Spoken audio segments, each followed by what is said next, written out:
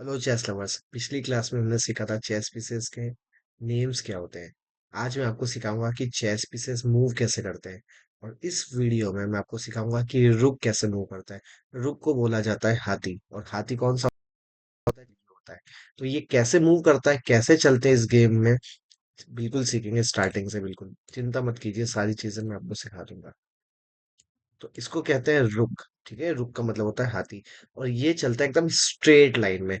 कैसे चलता है? स्ट्रेट लाइन, बिल्कुल।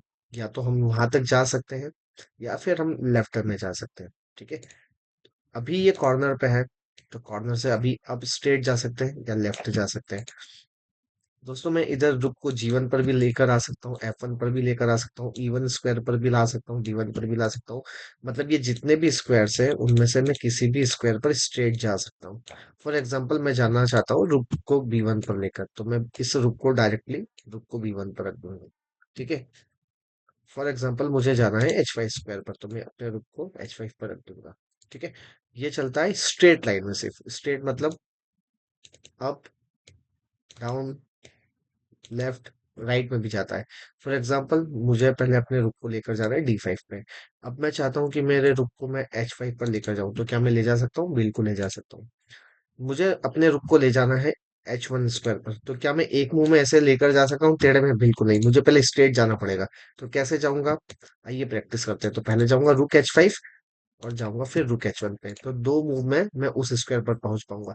या फिर एक और तरीका है हमारे पास, पहले मैं रुक को रखूंगा D1 पर, उसके बाद में रखूंगा मैं H1 पर। वेरी गुड, देखिए।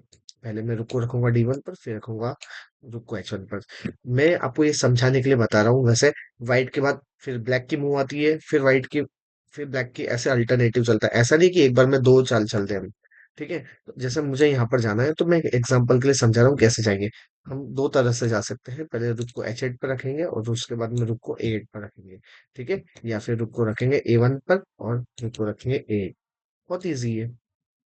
ठीक है। तो दो मूवमेंट वहां पर चले गए। अब फॉर एग्जांपल, मुझे आना है रुक E4 पर, तो मैं पहले कहाँ कहाँ जा सकता हूँ? Very good. पहले मैं जाऊंगा रुक E8, देन मैं जाऊंगा रुक को E4 पर। या फिर एक और तरीका है मेरे पास में, रुक को A4, या फिर रुक को E4। तो हम ऐसा भी कह सकते हैं कि दो तरह से हम रुक को एक स्क्वायर पर जाने के लिए अलग अलग साइड से भी जा सकते हैं, या तो लेफ्ट या राइट, अप या डाउन। उम्मीद करता हूँ ये वीडियो आपको पसंद आएगा। Thanks for watching.